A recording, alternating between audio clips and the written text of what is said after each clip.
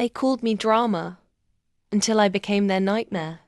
I've always believed betrayal doesn't come from enemies. It comes from family.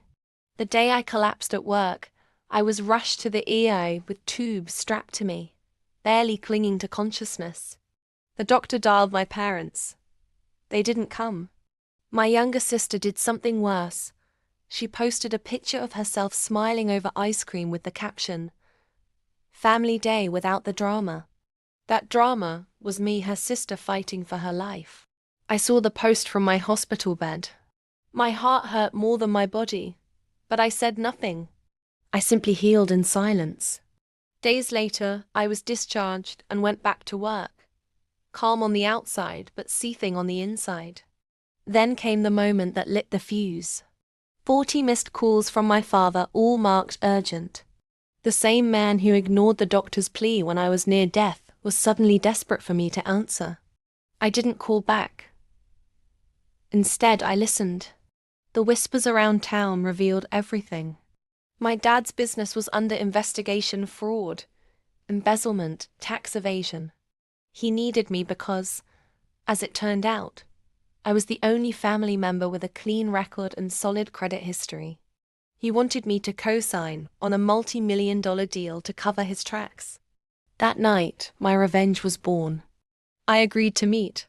Over coffee, I smiled sweetly as he begged, swore, and pleaded. "You're our last hope," he said. "Family sticks together." The irony nearly made me choke. Still, I played along, acting like the dutiful daughter desperate for approval. Days later, in a polished office downtown, I signed the documents. Cameras flashed.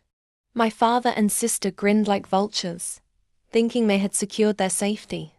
What they didn't know was that I had already tipped off the authorities. Every fraudulent move, every shady wire transfer, I had turned it all in. And the papers I signed, they weren't binding contracts. They were bait documents prepared by investigators waiting to pounce. 2 weeks later, my phone lit up again. But this time it wasn't just 40 calls. It was hundreds, panicked, desperate, begging for mercy. Their empire had crumbled. My father was arrested in front of a ballroom full of investors. My sister's family day without the drama. Selfies were subpoenaed as evidence of their reckless spending. Their accounts were frozen, their reputation shattered. And me? I was untouched, safe, free, and finally vindicated. When the dust settled, my sister messaged me for the first time in months. One word. Why? I didn't reply. I didn't need to.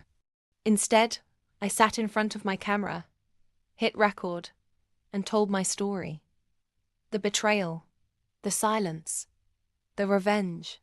My subscribers lit up the comments, calling me brilliant, fearless, and ruthless. And that's exactly what I wanted. So if you enjoyed this story of betrayal turned into ultimate justice, don't forget to hit subscribe to this channel. There's more where this came from.